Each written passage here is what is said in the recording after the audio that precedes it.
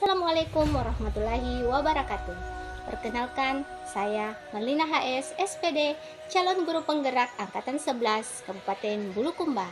Kali ini saya akan mempresentasikan aksi nyata modul 1.4 tentang diseminasi budaya positif di SMP Negeri 21 Bulukumba. Selamat menyaksikan.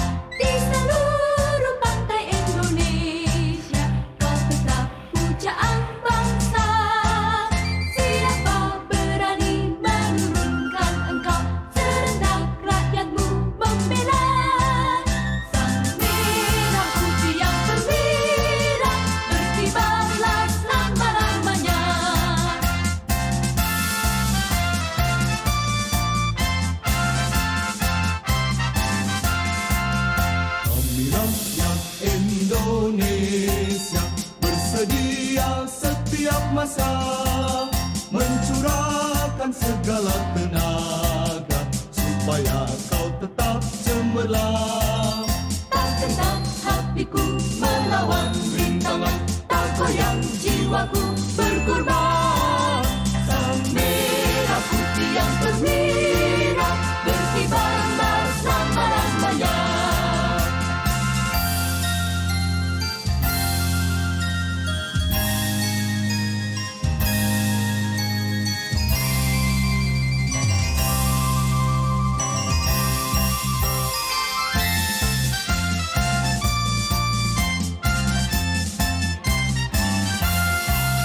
Berkibarlah benderaku, lambang suci gagah perwira.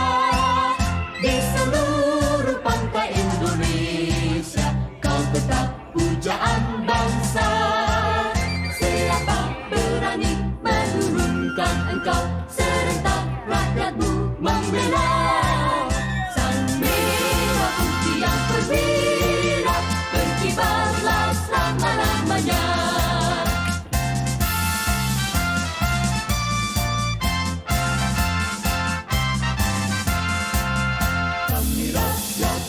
Indonesia bersedia setiap masa mencurahkan segala tenaga supaya kau tetap cemerlang. Tak gentar hatiku melawan rintangan, tak goyang jiwaku berkorban. Sang merah putih yang berwirak berkibarlah selama-lamanya.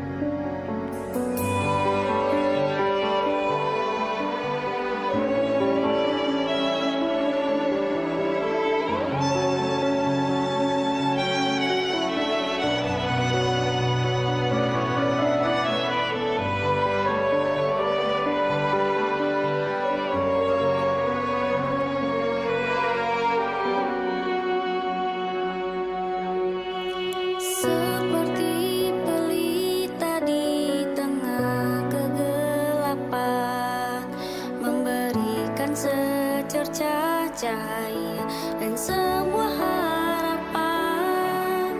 Seperti itulah perjuangan pejuang pendidikan. Assalamualaikum warahmatullahi wabarakatuh.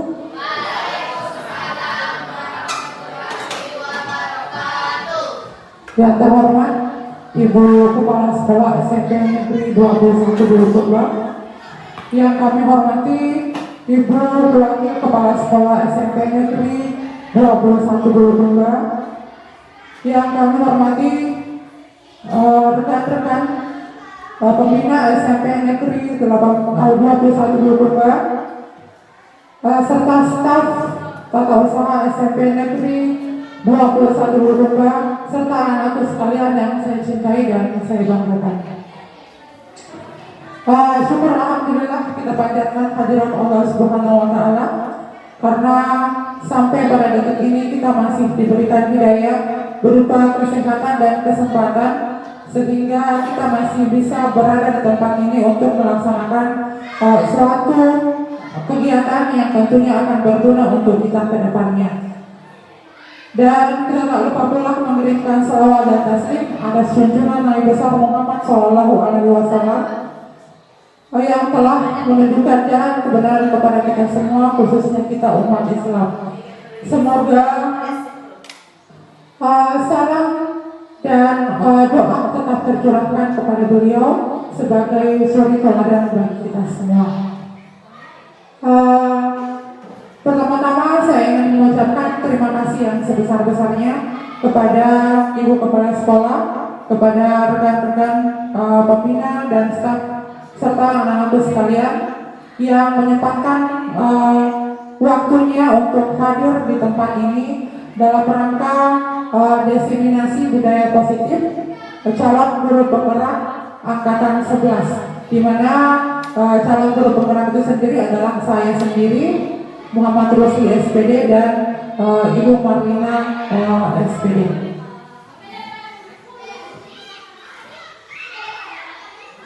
Oke Bapak Ibu, sebelum saya lanjut memaparkan materi saya, ada baiknya kalau kita explaining dulu. Ya, jadi saya harapkan kepada Bapak Ibu untuk berdiri di tempat. Ya. Jadi explaining yang pertama Bapak Ibu, kata clue-nya atau kata kuncinya itu guru bergerak.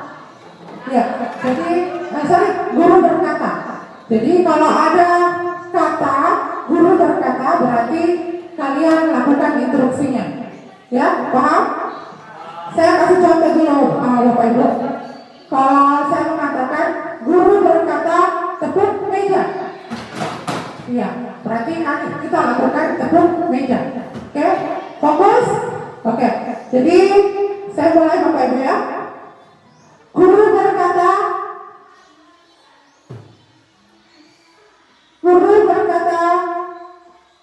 angkat tangan kanan, turunkan. Masih tidak fokus. Ya, jadi kalau ada, saya ulangi dulu. Kalau ada kata guru berkata, ya berarti itu dilakukan instruksinya. Ya. Guru berkata, tangan di pundak. Guru berkata, tangan di kepala, turunkan. Masih ada yang tidak fokus, Pak Idris masih tidak fokus. Jadi nanti Pak ada kata guru berkata, baru dilaksanakan perintahnya. Iya. Oke, sekali lagi. Guru berkata, tepuk meja. Guru berkata, tepuk orang di sampingmu. Jangan dipikirkan, jangan dijawab apa yang saya tanyakan. Ya, tapi ucapkan, kata kuncinya ucapkan apa yang saya ucapkan. Saya kesini lagi. Ya, saya ulang. Botol, bola, bola. Ada berapa bola? Masih tidak fokus. Ya. Masih tidak fokus Ibu ya. Oke. Saya ulangi. Saya kesini yang merah-merah. Ya, fokus. Bola, botol.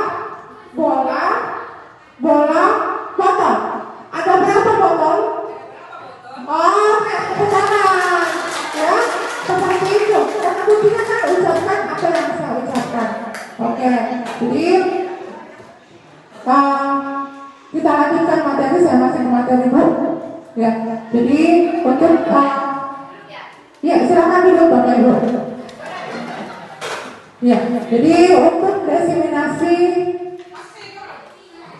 budaya positif, susunan acara pada kegiatan kita hari ini adalah yang pertama pembukaan, yang kedua sepatah-kata dari Ibu Kepala Sekolah, yang ketiga pemaparan materi budaya positif oleh saya sendiri, dan yang keempat pemaparan materi budaya positif oleh Ibu Marlina SPD, yang kelima refleksi atau umpan balik, dan yang terakhir adalah penutup. Untuk mempersingkat waktu, marilah kita bersama-sama membuka acara diseminasi budaya positif di sekolah kita dengan mengucapkan basmalah. Ya, kita melangkah ke acara yang kedua, yaitu sepatah kata dari Ibu Kepala Sekolah. Kepada Ibu kami persilahkan dengan hormat.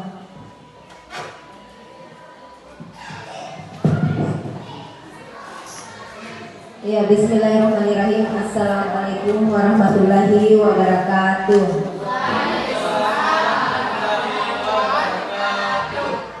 Alhamdulillahirabbil alamin. Marilah senantiasa kita bersyukur kepada Allah Subhanahu wa taala karena pada hari ini Allah masih memberikan kita kesehatan, sehat jasmani maupun rohani, sehingga kita masih dapat berkumpul di ruangan ini untuk bersama-sama dalam kegiatan yang dilakukan oleh guru penggerak angkatan ke-11. Salam dan taslim terhadap Nabi besar Muhammad SAW, Nabi uswatun hasanah, Nabi yang perlu kita teladani dalam kehidupan sehari-hari kita.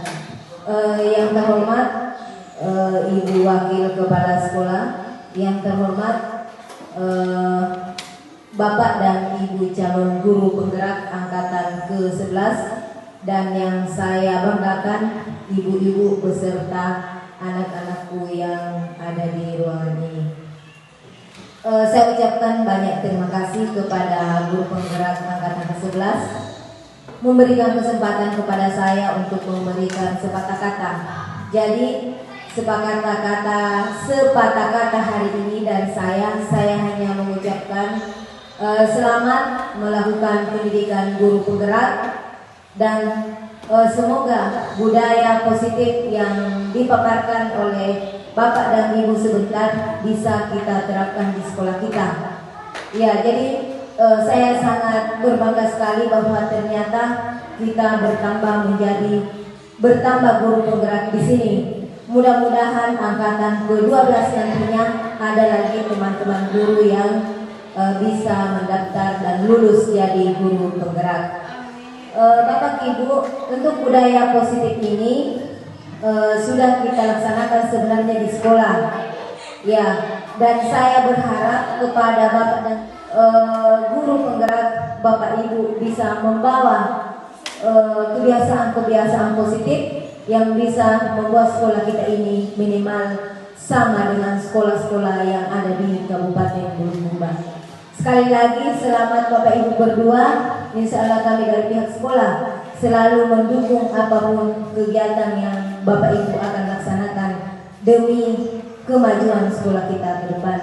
Sekian saya akhiri dengan ucapan billahi fisabilillah fastabiqul khairat.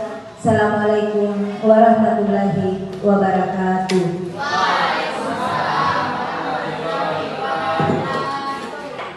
Terima kasih kami ucapkan kepada Ibu Wakil Kepala Sekolah yang telah memberikan sepatah kata. Selanjutnya kita masuk ke pemaparan materi budaya positif oleh saya sendiri, Muhammad Rusli SPD GR. Bapak Ibu, sebelum kita melangkah lebih jauh, saya ingin menjelaskan dulu sedikit tentang tujuan pendidikan. Ya, tujuan pendidikan menurut Ki Hajar Dewantara yaitu menjelaskan, menuntut segala kodrat yang ada pada anak agar mereka dapat mencapai keselamatan dan kebahagiaan yang setinggi-tingginya, baik sebagai manusia maupun sebagai anggota masyarakat. Ya, Oleh sebab itu, pendidik itu tidak hanya dapat menuntun tumbuh dan hidupnya kekuatan kontrak pada anak, agar dapat memperbaiki lakunya, bukan dasarnya, ya, hidup dan tumbuhnya kekuatan kontrak anak. Ya, kita masuk ke budaya positif. Apa sih yang disebut dengan budaya positif? Apa sih itu budaya positif? Ya, mungkin Bapak Ibu kita sudah laksanakan di sekolah kita. Ini cuma untuk menambah pengetahuan kita, merefresh kembali apa itu budaya positif di sekolah. Ya, jadi budaya positif di sekolah yaitu nilai atau kebiasaan di sekolah yang berpihak kepada murid agar mereka dapat berkembang menjadi pribadi yang kritis, penuh hormat dan bertanggung jawab sesuai dengan profil pelajar Pancasila. Jadi budaya positif itu adalah kebiasaan-kebiasaan yang dilakukan di sekolah. Ya. Tentu Bapak Ibu sudah melakukan itu. Setiap pagi kita selalu menjemput anak-anak di sekolah. Itu sudah merupakan salah satu budaya positif yang kita lakukan. Iya. Yang disesuaikan dengan profil pelajar Pancasila. Iya. Bapak Ibu masih ada yang ingat tentang dimensi profil pelajar Pancasila? Ada berapa Bapak Ibu? Ada 6, ya, mulai dari beriman dan bertakwa terhadap Tuhan yang Maha Esa dan berakhlak mulia, berkebinekaan global, gotong royong, mandiri, kreatif dan bernalar kritis. Jadi itulah yang nantinya kita akan lihat pada peserta didik kita, bagaimana mereka melaksanakan profil pelajar Pancasila ini. Ya, konsep budaya positif. Ada beberapa konsep budaya positif yang kita lakukan di sekolah. Yang pertama itu adalah perubahan paradigma belajar. Ya, yang kedua disiplin positif. Yang ketiga motivasi perilaku manusia, keyakinan kelas, kebutuhan dasar manusia, posisi kontrol dulu dan sedikit. Ini juga sering kita lakukan, ya. Mulai dari paradigma belajarnya sampai segitiga dan seterusnya itu sudah biasa kita lakukan. Cuma di sini kita mau lebih lagi mengkaji bagaimana pelaksanaannya benar. Bukan bahwa saya pernah di sini Bapak Ibu, saya mengajari, tapi marilah kita bersama-sama untuk melakukan perubahan untuk sekolah kita, yaitu SMP 21 ke depannya. Ya, jadi saya lewat. Oke, ini yang pertama, perubahan paradigma belajar. Dalam membangun budaya positif, sekolah dapat menyediakan lingkungan yang positif, aman dan nyaman agar murid mampu berpikir, bertindak dan menciptakan dengan merdeka, mandiri dan bertanggung jawab. Disiplin sangat berkaitan dengan kontrol guru terhadap murid. Jadi kita sebagai peserta didik Bapak Ibu harus menciptakan lingkungan yang positif, ya, lingkungan yang positif, aman dan nyaman, supaya peserta didik kita juga bisa menerima ilmu apa yang kita sampaikan dengan baik. Ya, dia merasa senang dalam menimba ilmu yang ada di sekolah. Ya. Masih dalam bentuk paradigma perubahan. Begini Bapak Ibu, ada sedikit kegiatan yang kita lakukan. Kegiatan kepalan tangan, ya. Oke. Di sini ada P. Misalnya Anda dengan teman sebangku tak, atau orang yang berada di samping tak. Di sini carilah, robeklah secari kertas. Ada kertas rumah, bisa disediakan kertasnya, atau apa saja yang ada di samping tak Bapak Ibu. Kertas.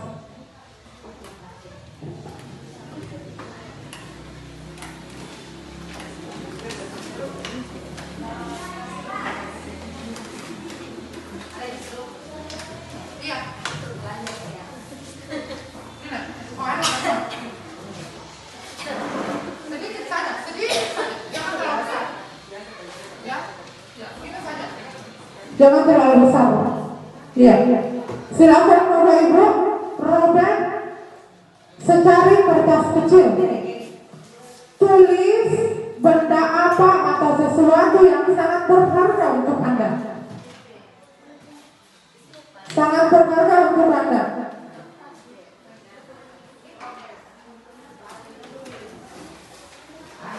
Yang tidak ada pulpennya?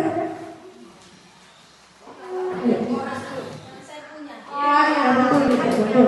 Ya, jadi kita mempertahankan apa yang memang menjadi fakta dan itu sangat berharga dalam hidup kita. Jadi itu yang terjadi Bapak Ibu ya.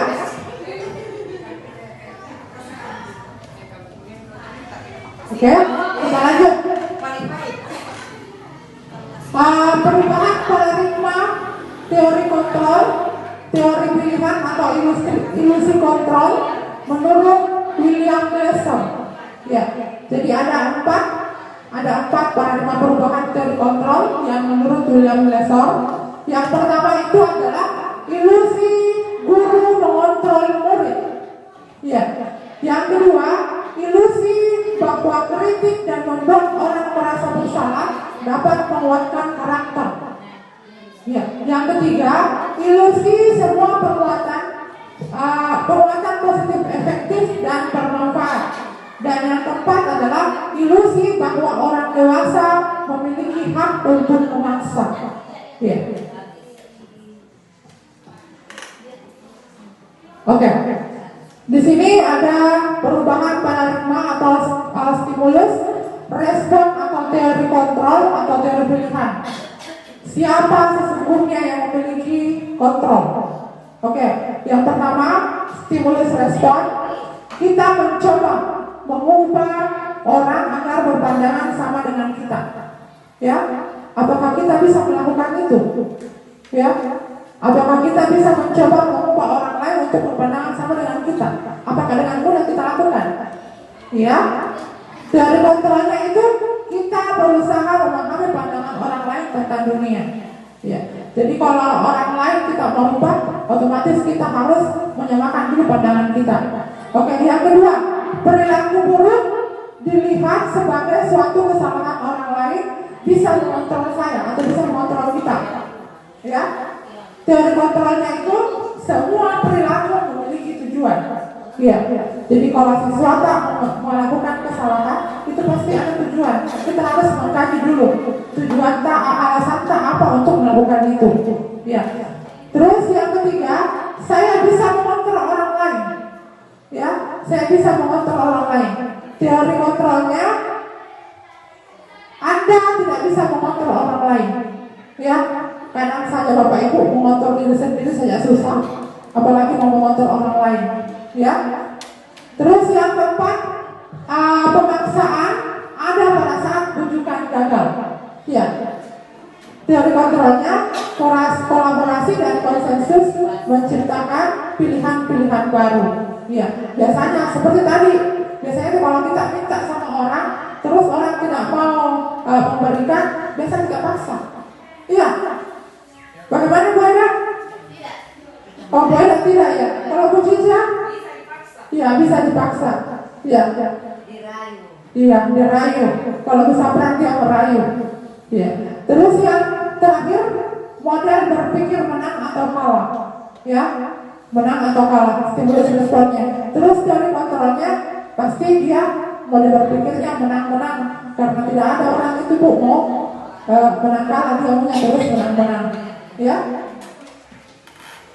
Oke, disiplin positif. Pernahkah Bapak Ibu mendengar kata disiplin positif? Pernah? Iya, saya rasa semuanya pernah mendengarkan kata ini. Apa sih disiplin positif itu? Oke, budaya positif merupakan suatu cara penerapan disiplin yang mengajarkan anak bertanggung jawab dan menumbuhkan kesadaran diri berdasarkan nilai-nilai kebajikan.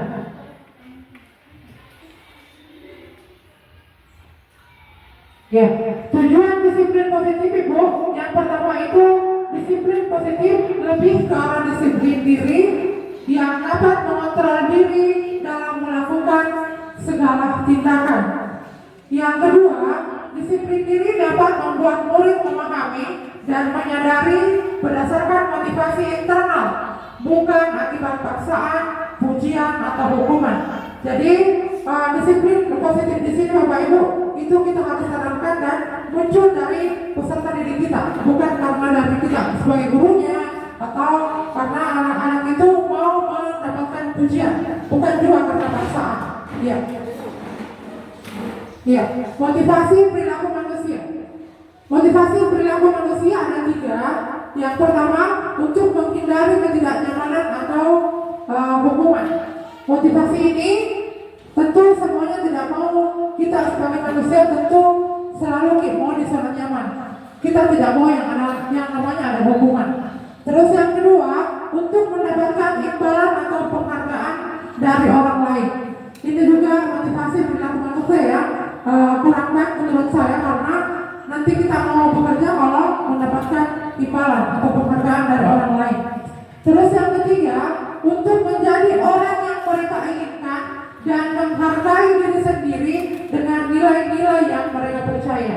Kalau menurut saya ini yang paling bagus karena itu ada penghargaan terhadap diri sendiri dan nilai-nilai yang mereka percaya. Ya, keyakinan selanjutnya adalah keyakinan sekolah atau kelas. Ya, mengapa tidak peraturan saja? Mengapa harus keyakinan kelas? Ya, bagaimana ya Bapak Ibu? Mengapa katanya bukan peraturan sekolah saja yang kita gunakan? Mengapa harus keyakinan kelas? Ya, karena peraturan itu sekolah yang buat, ya, dibuat oleh sekolah tanpa melibatkan peserta didik. Kalau keyakinan kelas, siswa atau peserta didik yang membuat, kita cuma memfasilitasi saja sebagai guru, kita memfasilitasi mereka pada saat membuat keyakinan kelas di kelasnya masing-masing. Oke, keyakinan sekolah atau kelas. Kita di sini sebagai guru hanya berperan dalam mewujudkan terbentuknya keyakinan kelas atau keyakinan sekolah atau kelas dengan adanya kesepakatan antara guru dengan murid. Jadi Bapak Ibu, kita cuma berperan dalam pembentukannya. Siswa yang mengajukan kesepakatannya, baru kita sebentar akan membuat kesepakatan dengan murid. Jadi jangan Bapak Ibu kita yang menawarkan ke siswa. Ya, kita cuma berperan untuk memfasilitasi. Ya, ini contoh, ada beberapa contoh untuk peraturan, perbedaan peraturan dengan keyakinan kelas yang akan kita buat. Yang pertama itu selalu kembalikan buku ke tempatnya. Kira-kira kalau ini Bapak Ibu, keyakinan kelas apa yang akan dimunculkan? Ya, disiplin, bisa tanggung jawab. Ya, jadi yang kedua, dilarang mengganggu orang lain. Keyakinan kelasnya kira-kira apa Bapak Ibu? Ya, menghargai. Hadir di sekolah 15 menit sebelum pembelajaran dimulai. Ya, tepat waktu, disiplin, bisa juga berkomitmen. Ya, dilarang melakukan kekerasan. Ya, keyakinan kelasnya kira-kira apa? Ya, saling menghormati, saling menghargai. Terus dilarang menggunakan narkoba. Keyakinan kelasnya kira-kira? Ya, keselamatan dan kesehatan juga masuk di sana ya. Karena orang yang tidak mengkonsumsi narkoba kemungkinan besar dia masih sehat. Ya. Terus yang terakhir, jangan berlari di kelas atau koridor. Keyakinan kelasnya di sini kira-kira apa Ibu? Ya, keselamatan dan keamanan. Bisa kita lihat di sini peraturannya dan keyakinan kelas yang terbentuk selalu kembalikan buku tempatnya, itu tanggung jawab, dilarang menggunakan mengganggu orang lain, menghormati orang lain, hadir di sekolah 15 menit sebelum pembelajaran dimulai, keyakinan kelasnya itu tepat waktu dan berkomitmen, dilarang melakukan kekerasan, itu keselamatan dan menghargai orang lain, dilarang menggunakan narkoba, keyakinan kelasnya adalah kesehatan. Dan yang terakhir, jangan berlari di kelas atau koridor, itu adalah keselamatan dan keamanan. Iya, saya rasa itu yang bisa saya paparkan Bapak Ibu. Mohon lebih dan kurangnya mohon dimaafkan. Wabillahi taufiq wal hidayah. Assalamualaikum warahmatullahi wabarakatuh. Selanjutnya akan dipaparkan materi selanjutnya akan dipaparkan oleh Ibu Marlina HSSPD. Kepada Ibu kami persilakan dengan hormat.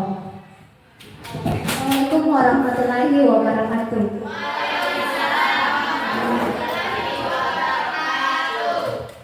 Iya, terima kasih atas kesempatan yang diberikan kepada saya. Yang terhormat Ibu Kepala Sekolah, yang saya hormati Bapak dan Ibu Guru yang sempat hadir, serta anak-anakku sekalian yang saya cintai. Dengan pantun, sarapan pagi dengan ketan, setelah itu mencuci kain. Dengan senang hati saya ucapkan, selamat datang para hadirin.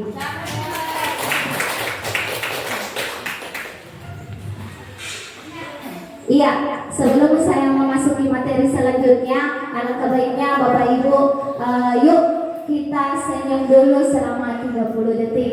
Jadi saling berhadapan Ki. Saya minta waktunya selama 30 detik saling bertatapan dengan teman duduknya. Berikan senyum termanis selama 30 detik. Ini bisa kita terapkan di kelas karena bisa membuat siswa kita itu merasa tenang, merasa nyaman. Mereka juga bisa melupakan beban-beban mereka sebelum mereka sampai ke sekolah. Iya, terima kasih. Iya, yang akan saya bahas yang pertama yaitu kebutuhan dasar manusia. Apa sih kebutuhan kita sebagai manusia, Bapak Ibu guru hebat? Kira-kira apa sih kebutuhan kita yang harus kita penuhi? Mungkin ada Bapak Ibu yang bisa memberikan tanggapan. Coba Ibu Eli. Makan. Iya. Ibu Sabra mungkin mandi. Ya, kebutuhan dasar kita. Kak Cica mungkin bertahan hidup. Iya. Jadi itu salah satu kebutuhan dasar kita sebagai manusia. Salah satunya itu rasa ingin dicintai. Siapa sih yang tidak mau dicintai? Iya. Iya, ada pernyataan ketika seorang murid melakukan suatu perbuatan yang bertentangan dengan nilai-nilai kebajikan atau melanggar peraturan. Hal itu sebenarnya dikarenakan mereka gagal memenuhi kebutuhan dasarnya. Jadi jangan langsung marahi ketika ada siswa yang mungkin menurut tak nakal atau selalu melanggar. Jangan langsung dimarahi Bapak Ibu. Kita harus menanyakan dulu apa yang melatar belakangi hal tersebut. Iya, karena terus terang sebelum saya masuk ke CGP, saya juga adalah guru yang suka menghukum. Iya, tapi setelah saya mempelajari materi-materi dalamnya, ternyata selama ini banyak kesalahan-kesalahan yang telah saya lakukan. Iya, inilah kebutuhan dasar manusia, ada 5. Yang pertama adalah kebutuhan bertahan hidup. Kemudian kasih sayang dan rasa ingin diterima. Ini yang kedua, ini penting sekali karena biasanya ini berhubungan dengan mental seseorang. Iya. Kemudian penguasaan, biasanya kita ingin menguasai orang lain. Kemudian kita butuh kebebasan, butuh healing. Iya. Kemudian kita butuh kesenangan. Iya. Perhatikan Bapak Ibu, ini ada studi kasus yang saya angkat. Ini mungkin bisa menjadi pelajaran untuk kita semua. Ibu Lina, mungkin saya sendiri ya. Ibu Lina adalah wali kelas 7B, sedang bingung menghadapi ulah salah satu murid di kelasnya itu Ramdhani. Beberapa anak mengeluh karena Rama sering sekali mengambil bekal temannya dengan paksa. Jika Anda menghadapi situasi seperti Ibu Lina, apa yang akan Anda lakukan? Menurut Anda, kira-kira alasan Ramdhani melakukannya itu apa? Ada yang bisa memberikan umpan balik? Mau cari perhatian. Iya, mungkin dia mau mencari perhatian. Dia butuh kasih sayang mungkin. Iya. Nah, di sini ada beberapa alasan yang saya ambil. Alasan pertama yaitu karena ia lapar. Mungkin orang tuanya tidak membawakannya bekal, maka kebutuhan dasar yang berusaha dia penuhi adalah kebutuhan untuk bertahan hidup. Mungkin lapar sampai jam 1 pulang, tapi dia tidak membawa bekal. Makanya dia mengambil bekal temannya untuk bertahan hidup daripada lapar. Yang kedua, karena dia merasa senang karena temannya memperhatikan dia. Ini yang disampaikan tadi sama Ibu Salma, dia butuh perhatian. Ketika teman melaporkan tindakannya ke wali kelas, otomatis wali kelas menghubungi orang tuanya dan mendapatkan perhatian orang tua. Maka kebutuhan dasar yang sedang dipenuhi oleh Dani adalah kebutuhan akan kasih sayang dan rasa diterima. Selanjutnya, alasan ketiga, karena temannya takut dengan dia dan menuruti keinginan, maka sebetulnya Dani sedang berusaha memenuhi kebutuhan ingin menguasai atau kekuasaan, ingin merasa hebat. Kemudian yang keempat, karena dia merasa bosan, ibunya selalu membawakan bekal yang sama setiap harinya dan mencoba makanan dari temannya yang beraneka ragam. Nah, dalam hal ini Dani sedang berusaha memenuhi kebutuhan kebebasan.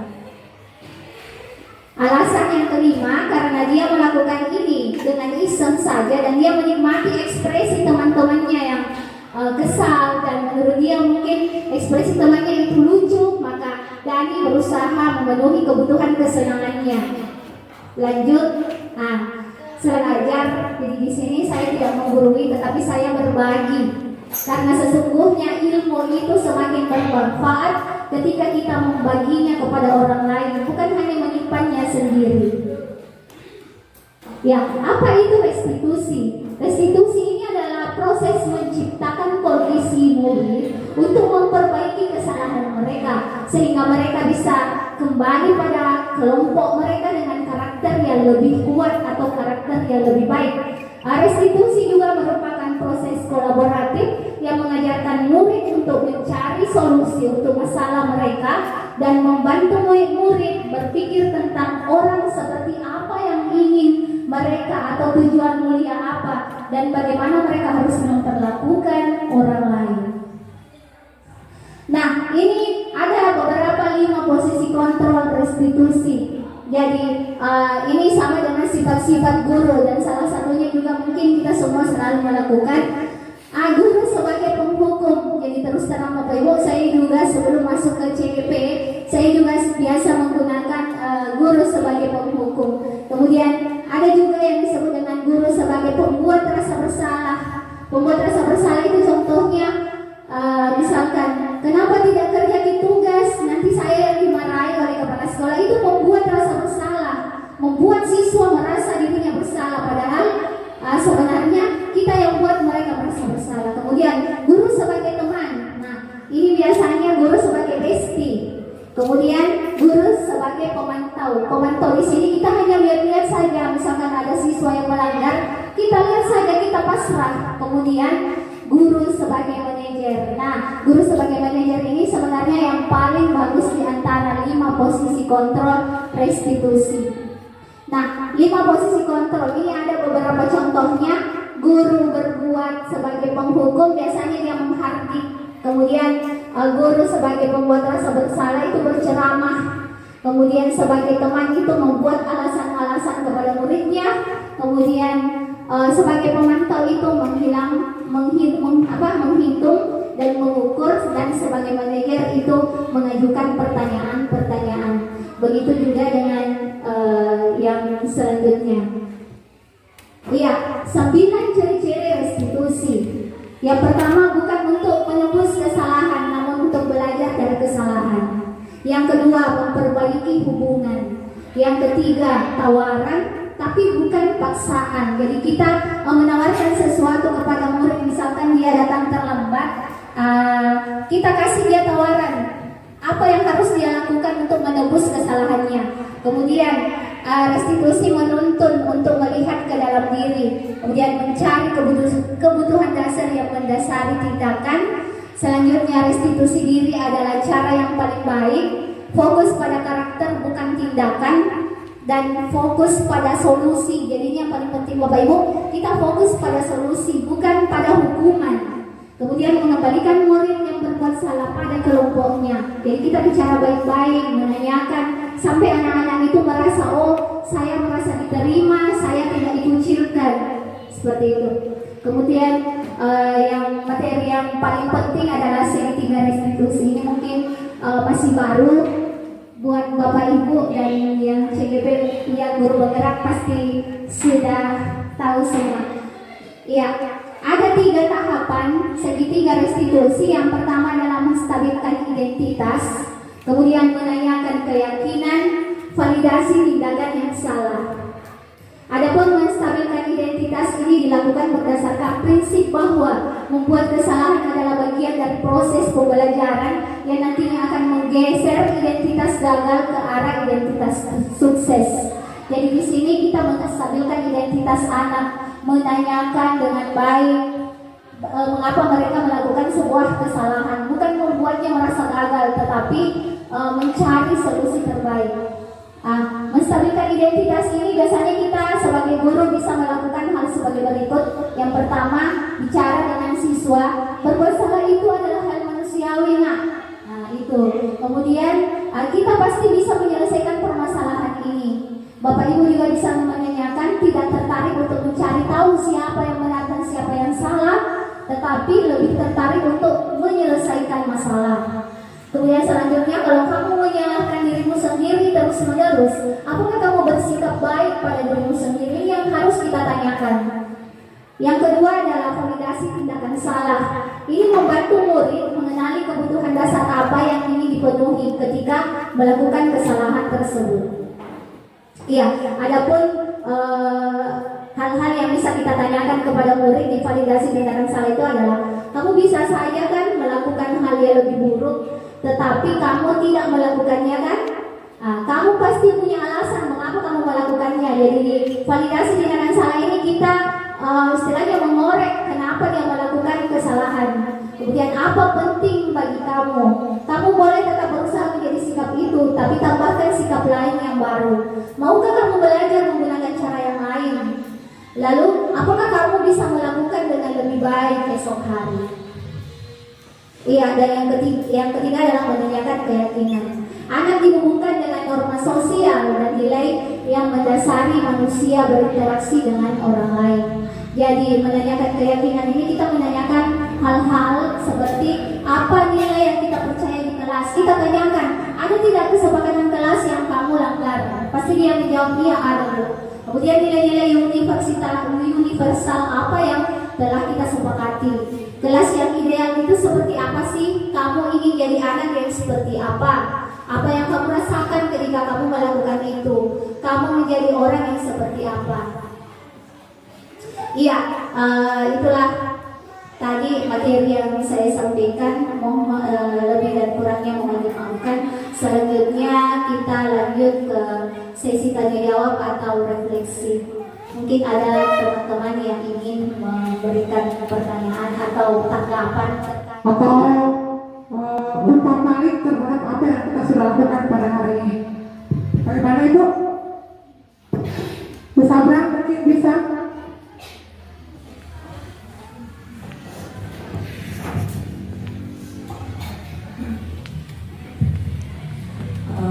Terima kasih atas kesempatan yang diberikan kepada saya.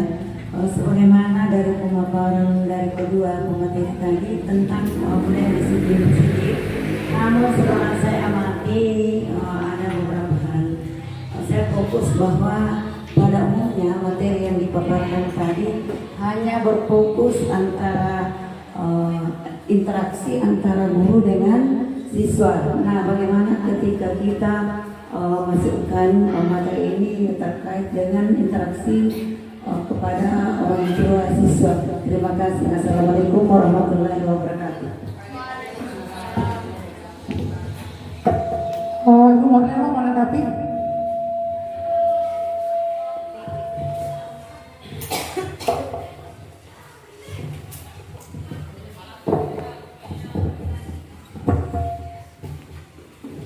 Oke, saya tanggapi dari Ibu Sabra. betul sekali Bu apa yang kita sampaikan, bahwa untuk melakukan budaya positif di sekolah itu terlebih dahulu harus juga kita menyampaikan kepada orang tua. Ya, ini orang tua juga harus berperan penting dalam menanamkan budaya positif yang ada di sekolah. Jadi orang tua juga harus mengontrol anak-anaknya di rumah. Jadi kita cuma memberikan tuntunan di sekolah, tapi itu harus juga ada pemantauan, harus juga dipantau oleh ibu dan bapaknya di rumah. Ya, jadi orang tua di sini sangat berperan penting untuk melakukan, untuk mensukseskan budaya positif yang kita lakukan di sekolah. Ya, mungkin seperti itu Bu. Masih ada dari Ibu Cica mungkin? Ya, terima kasih. Assalamualaikum warahmatullahi wabarakatuh. Pemaparan yang sangat luar biasa dari dua CGP kita. Bapak Ibu, saya minta oplos yang luar biasa dulu. Ya, baiklah, terima kasih. Jadi di sini di sekolah kita budaya positif itu alhamdulillah di semester ini sudah berjalan dengan maksimal. Yang 5S itu yang kita terapkan, ya itu sudah luar biasa sekali. Ini adalah kolaborasi dari Bapak dan Ibu guru. Jadi harapan saya bagaimana agar budaya positif ini bisa berjalan seterusnya, dan bagaimana upaya-upaya atau kiat-kiat kita di sekolah, berhubung di sini ada Ibu Kepala Sekolah, apa yang harus kita lakukan agar kegiatan ini bisa terus berjalan. Ya, tidak hanya sampai 1 sampai 3 bulan begitu. Ini tetap sampai dan seterusnya. Terima kasih dari saya. Assalamualaikum warahmatullahi wabarakatuh. Mungkin dari nomor minum bisa menanggapi. Iya, terkait budaya positif di sekolah kita alhamdulillah sudah berjalan, dan mungkin bagaimana tadi pertanyaannya, bagaimana supaya kegiatan tersebut berjalan bukan hanya 1 bulan sampai 3 bulan ke depan. Nah, menurut saya kita harus memulai dulu dari diri kita sendiri. Kita dulu yang menjadi contoh untuk diri kita sendiri dulu. Mungkin membiasakan diri untuk cepat hadir ke sekolah, termasuk diri saya pribadi. Kemudian belajar menggerakkan siswa, dan alhamdulillah siswa sekarang itu saya lihat ketika dia melihat saya datang atau semua guru, tanpa disuruh pun mereka sudah melakukan kegiatan lisan di saya, lihat sampah ambil, itu alhamdulillah. Dan kemudian ketika kita sudah memberikan contoh, otomatis mungkin teman yang lain akan mengikuti. Itu yang namanya menggerakkan. Sama istilahnya di guru penggerak, tergerak. Jadi tergerak itu adalah diri kita dulu, kemudian menggerakkan orang lain, itu sangat tidak mudah ya. Jadi kita harus memberikan dulu contoh, tauladan, kemudian tergerak, bergerak, menggerakkan. Itu dari saya. Terima kasih Umar. Saya cuma menambahkan sedikit. Jadi untuk mensukseskan yang namanya budaya positif di sekolah, kami sangat mengharapkan, kami selaku calon guru penggerak sangat mengharapkan kolaborasi dari Bapak Ibu. Kita berkolaborasi untuk mensukseskan budaya positif untuk kedepannya. Jadi kita sangat mengharapkan bantuan dari Bapak-Bapak Ibu, Bapak dan Ibu, rekan-rekan pembina, staf, dan begitu pun dari anak-anak sekalian. Ini harus ada kerjasama, ada kolaborasi di antara kita untuk mensukseskan kegiatan budaya positif ini. Masih ada Bapak Ibu yang mau menanggapi? Sudah? Oke. Kalau sudah tidak ada, atau ada pemahaman dari Bapak Ibu, dari Ibu Kepala Sekolah, kami persilakan dengan Bapak. Iya, terima kasih banyak kepada 2 orang guru penggerak yang hilang.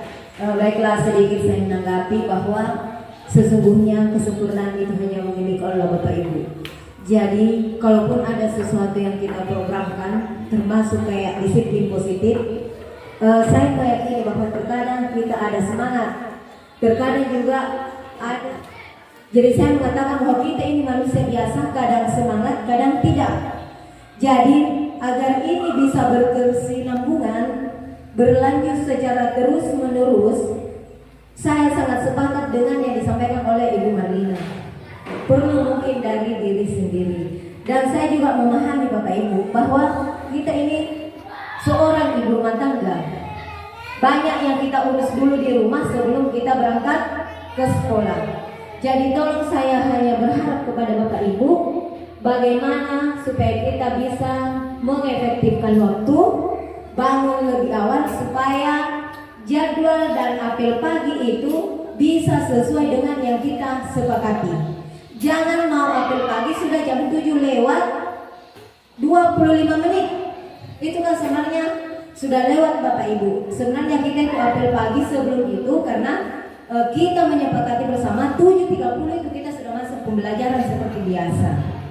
Ya, dan sekali lagi saya katakan Bapak Ibu bahwa keterlambatan kita sekolah sesuatu yang lumrah, sesuatu yang biasa, tapi jangan dijadikan kebiasaan.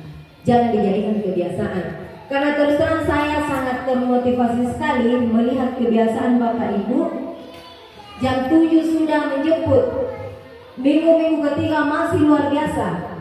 Akhir-akhir ini, tapi saya paham akhir-akhir ini karena kebetulan teman kasih yang pergi pramuka. Itu kita maklumi, intinya di sini kita saling memahami. Dan di saat kesibukan kita bisa telodir, kita kembali kebiasaan kita semula jam 7 sudah ada di sekolah. Ya, itu yang saya harapkan. Jadi hidup memang seperti itu Bu. Jangan keimanan saja kita kadang naik kadang turun. Karena kita ini manusia biasa. Ya, tapi tolong Bapak Ibu, karena kebetulan ini sama-sama dengan kita semua sama-sama bersaudara, mari kita saling memahami. Jangan kita memandang kebujuhan di kepala sekolah aku, menguratori lupa menjatuhi. Kita jangan berpikir seperti itu Bapak Ibu. Yang kita pikir adalah mari kita tergerak dari hati kita bahwa kita akan memperbaiki generasi ke depan yang lebih baik. Itu yang saya harapkan. Jangan melihat atasannya siapa, jangan melihat siapa dia, tetapi gerakan hati Bapak Ibu bahwa yang saya lakukan demi anak-anak bangsa ke depan. Karena satu yang saya pesankan kepada Ibu, keberhasilan Bapak Ibu adalah bagaimana Bapak Ibu bisa mencetak generasi yang lebih baik dari Bapak Ibu yang sekarang. Kalau misalnya Bapak Ibu datang, cetaklah generasi yang mungkin datang jam 7 lewat 00. Itu yang saya harapkan Bu. Jadi tolong jangan lihat pimpinannya siapa, tapi ingat, saya berharap ada kerjasama yang baik, ada kerjasama yang tulus ikhlas dari dalam hati Bapak Ibu untuk memperbaiki generasi kami, khususnya yang ada di SMP Negeri 21 Bulukumba. Itu dia yang saya sedikit menguatkan bahwa mari kita selalu sama-sama untuk membangun komitmen kita ke depan demi anak bangsa. Itu mungkin. Terima kasih kepada guru penggerak hebat saya yang 2 orang, dan saya meyakini bahwa kalian bisa memberikan yang terbaik buat kami di sini. Terima kasih. Assalamualaikum warahmatullahi wabarakatuh. Terima kasih kepada Ibu Kepala Sekolah yang sudah memberikan penguatan. Dengan berakhirnya tadi penguatan dari Ibu Kepala Sekolah, maka selesailah semua rangkaian acara kita pada hari ini, dan kami menutup dengan mengucapkan hamdalah. Alhamdulillah. Adapun refleksi dari diseminasi budaya positif, dengan aksi nyata ini saya belajar bagaimana membangun dan menerapkan budaya positif di SMP Negeri 21 Bulukumba yang mengarah ke perubahan karakter murid yang lebih positif.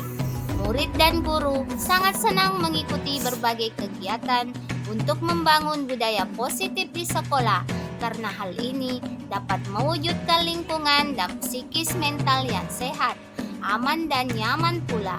Melalui kegiatan budaya positif ini, maka akan dapat memunculkan motivasi intrinsik dari nilai murid akan hal-hal positif dengan meninggalkan penerapan hukuman atau tindakan kekerasan agar murid tidak terbebani dan tidak menimbulkan efek traumatis bagi murid itu sendiri. Adapun hasil dari diseminasi budaya positif di sekolah, yang pertama, sekolah memiliki budaya positif. Lingkungan menjadi bersih, rapi, nyaman, dan aman.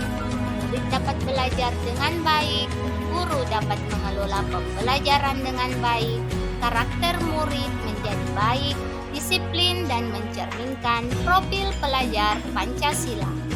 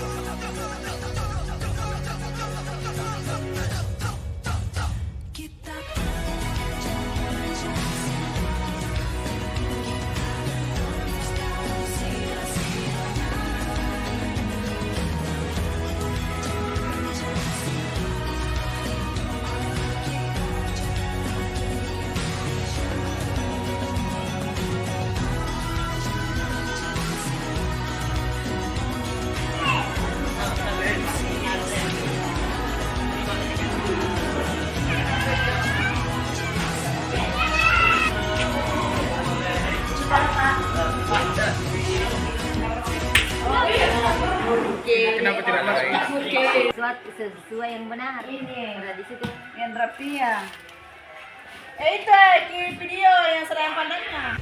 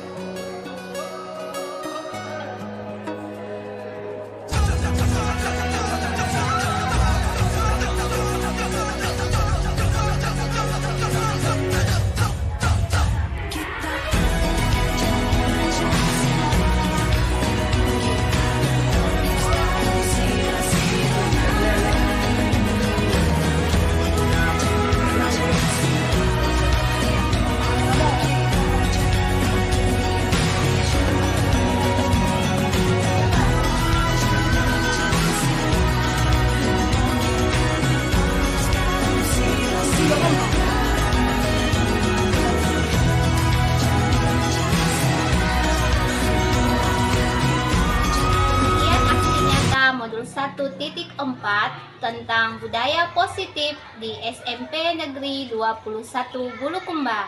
Semoga menginspirasi.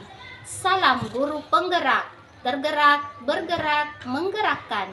Assalamualaikum warahmatullahi wabarakatuh.